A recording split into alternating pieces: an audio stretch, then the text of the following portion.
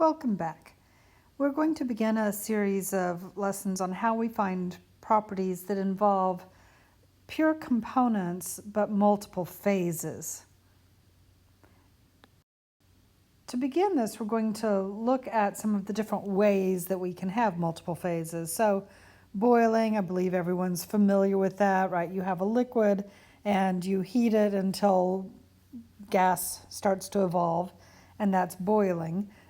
Condensing is the reverse of that. If you have a gas and you cool it, then the liquid will start to drop out. Distillation is a system that takes advantage of boiling and condensing for mixtures.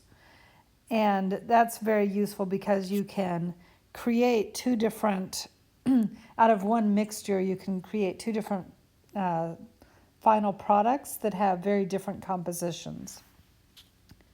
Crystallization is a process where we have a liquid that has one or more components in it, and we cool it typically until we start having crystals form of a solid. And they tend to be very pure, so this can be used as a purification method. Evaporation is somewhat like this, but imagine that you had some salt water and you just kept boiling this until the water all left, and all that would be left remain in the pot was salt crystals. So evaporation is somewhat like crystallization, but you're driving the liquid away as gas rather than cooling to form the solid crystals.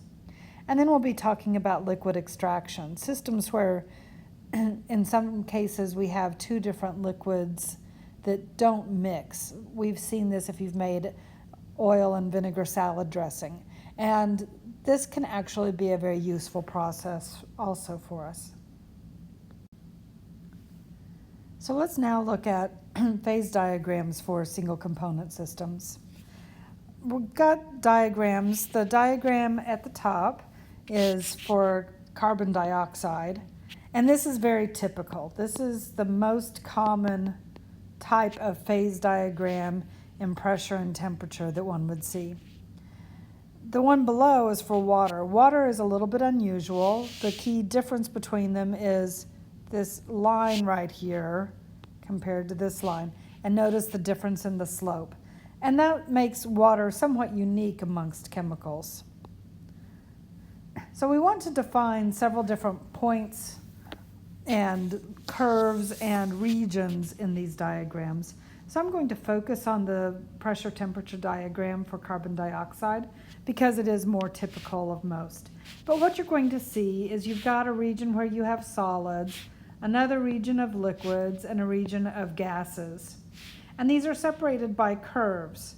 And these curves all represent where, for instance, this curve is where solids and gases are in equilibrium with one another. Now, when solids and gas are in equilibrium, it's going to be called the sublimation curve. The sublimation curve simply means that we have those two particular phases. So you have a solid going directly to a gas if you were to heat it, or a gas going directly to a solid if you were to cool it. We also can see, though, that because of the pressure relationship, we could have this transition happening. We could go to solid by adding pressure to the system, or we could go to gas by decreasing the pressure in the system. We also have another curve that comes over here. It separates off the regions of liquid and gas. This region is going to be our vaporization curve. The vaporization curve, excuse me, again, is going to be where liquids and gases both can coexist. It varies with pressure and temperature, but pressure and temperature are dependent on one another for this region. So for a particular temperature, there is one pressure where you have liquid and gas in equilibrium with one another. And that would be called the boiling point for that particular pressure. Now, if the pressure happens to be 1 atmosphere, And in CO2 case, it doesn't, is not on the liquid vapor curve, but it is for water. At 1 atmosphere, that temperature where you have liquid and vapor in equilibrium is called the normal boiling point. So it's the boiling point where the pressure is 1 atmosphere. Okay, so we have one more curve here, and that is this one. It's the one that separates solid and liquid. Solid and liquid is going to be where we have fusion. Okay, it's also called the melting curve or the freezing curve, depending on which point of view you're talking about, which direction am I going. But it's called the fusion curve. This is where we have solid and liquid in equilibrium. This is really what distinguishes most fluids from water because the slope is different. So in the case of most fluids, as we increase the pressure, the temperature increases slightly for the equilibrium between solid and liquid. But for water, it's unique in that as you increase pressure, the temperature decreases slightly. This also correlates with the fact that we observe when water freezes, it expands slightly. So that makes water quite unique. It makes some of the properties very unusual and not really what one would expect based on common other chemicals. Now, the sublimation curve, the solid liquid, it starts usually down at 0 pressure and 0 temperature in Kelvin, okay? And it ends at this point right here. The, let's see which one next. The fusion curve, it ends at this same point and extends pretty much indefinitely. And the boiling curve or vaporization curve goes from this point and ends up here. So let's talk about these points where these things end. So 0 degrees, 0 pressure, that is just a point. It's not going to be particularly useful to us. But this point right here where all 3 curves come together is called the triple point. The triple point is a unique point where you can have liquid, vapor, and gas all coexisting.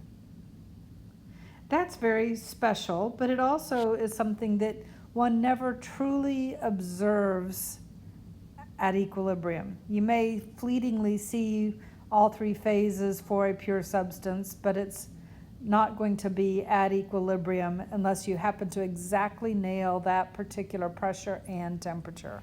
So it's a very unique point, but it varies from substance to substance. So if you can identify the triple point of a substance, you have identified uniquely that substance. The other end of the vaporization curve is called the critical point. The critical point is the highest temperature and highest pressure where liquid and vapor both coexist. So boiling will continue until you hit the critical point. Now what happens after that if you go to higher temperatures and pressures? Well, the vapor and the liquid start looking kind of alike. We call it a supercritical fluid. A supercritical fluid has some liquid-like properties and some gas-like properties. That's a little hard to distinguish exactly which it is because it does have a little characteristic of both. In the lab, if you were to pass through the critical point, have a boiling mixture where you have liquid and vapor in combination and continue to increase the temperature or the pressure so that you go beyond this, what happens is suddenly the 2 phases just disappear. And in fact, when I've seen this done, it looks a lot like, now have you seen the movie Cinderella, the old school one, Disney animated one. And the fairy godmother comes out and she waves her magic wand and says, bibbidi bobbidi boo. And suddenly there's just stars and glistening, looks like someone threw up a glitter bomb. It's beautiful, right? For that one little brief moment, and then whatever it was appears or disappears. Well, that's what happens is you have these two phases, the liquid and the vapor, and suddenly you pass through this point and it's like, boom, there's a glitter bomb. It's beautiful, sparkly. And then there's only one phase. The fluid is a little bit more dense than typically a gas is. You can see ripples go through it, okay? And so because of that, we don't know whether to call it a liquid or a gas. We just simply call it a fluid, meaning that it can flow. And it's supercritical, meaning it's beyond the critical point.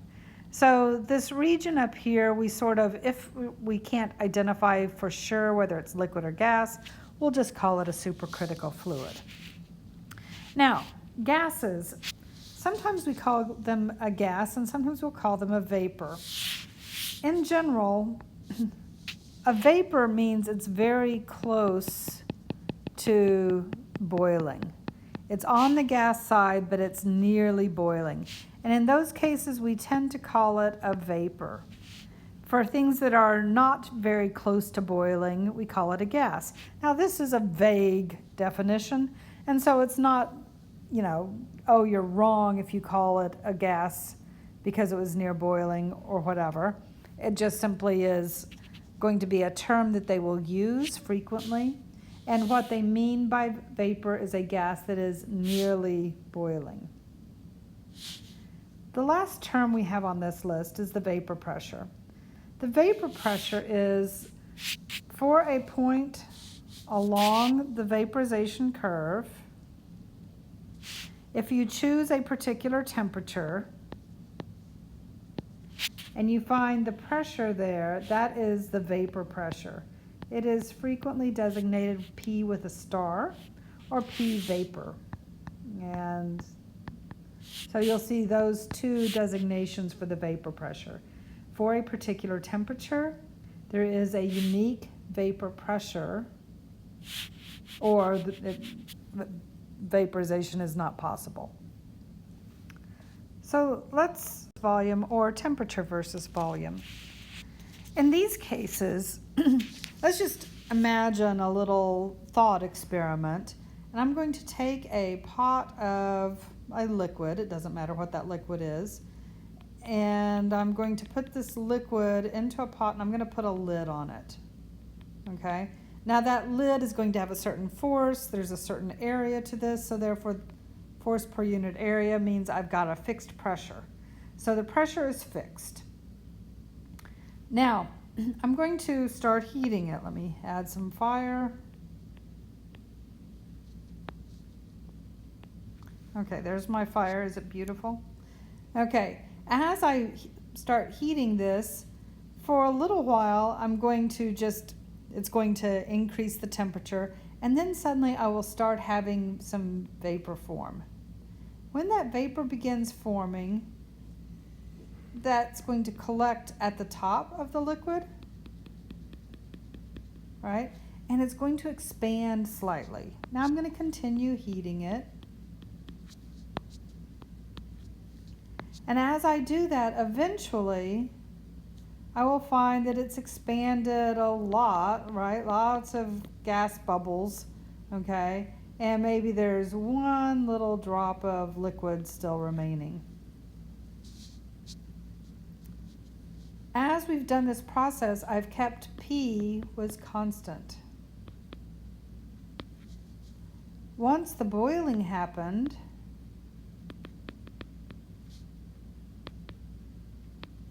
the temperature is constant. But throughout this process, the volume was increasing because gases take up a lot more space than liquids. So now let's try and relate this to what we observe on these diagrams.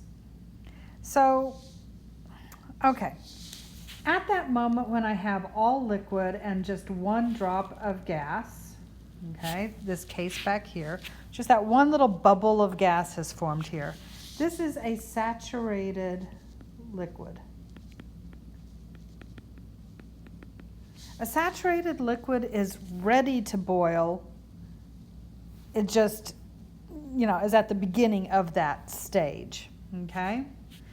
When I reach this other side over here of this boiling process, and I have that one last drop of liquid in there, this is a saturated vapor.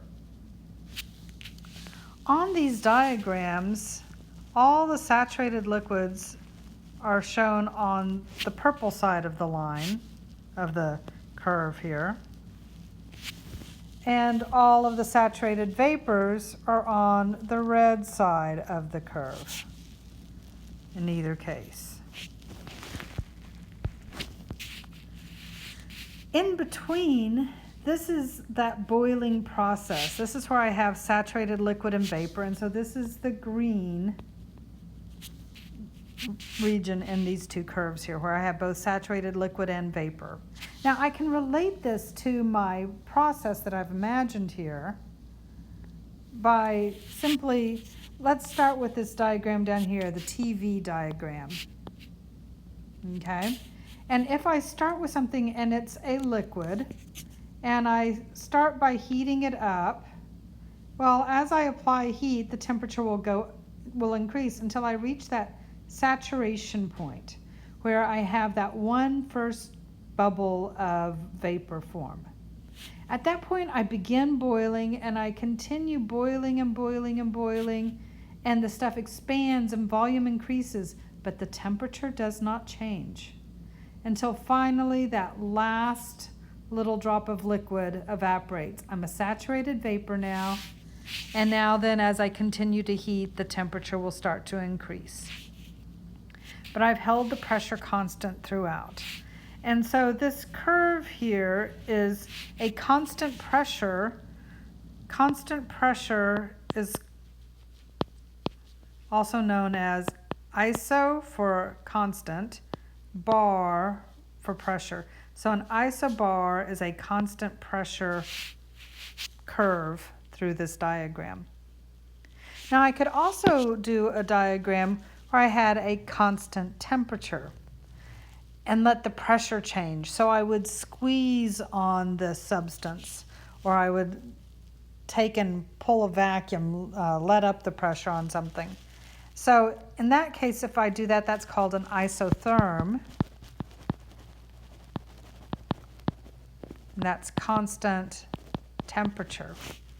And in that case, if I have a liquid and I decrease the pressure, so the molecules can get further and further apart, finally they'll get far enough apart that that first bubble of vapor forms.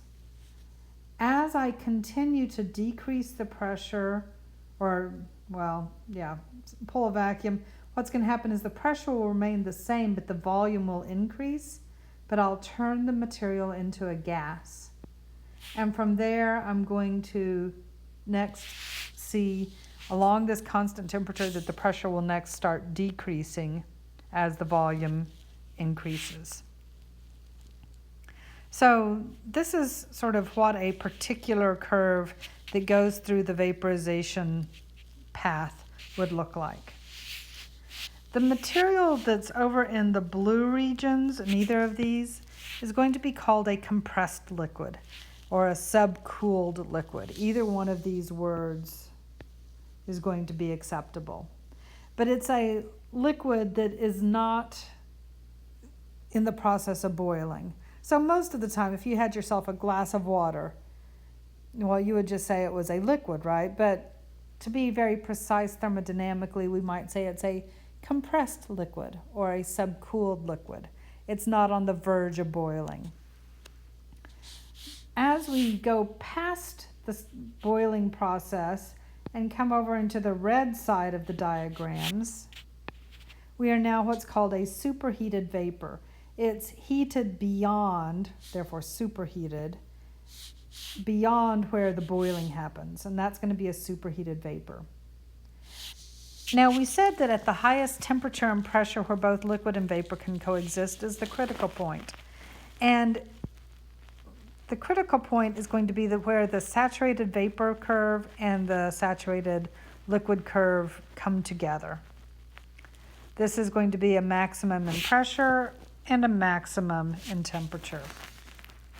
So that's going to be the critical point. And beyond that is going to be our supercritical fluid. And for either of these diagrams. Sometimes you will find that people call it a dense fluid instead of a supercritical fluid. So this concludes our quick little consideration of phase diagrams for pure substances. Take some time to review these. Try and think through things that you've seen in your own experience, boiling things, freezing things, and try and relate these so that you will be able to use these terms appropriately in the future. In the next lesson, we'll come back and talk about ways that we can quantify and predict data associated with these various phenomena.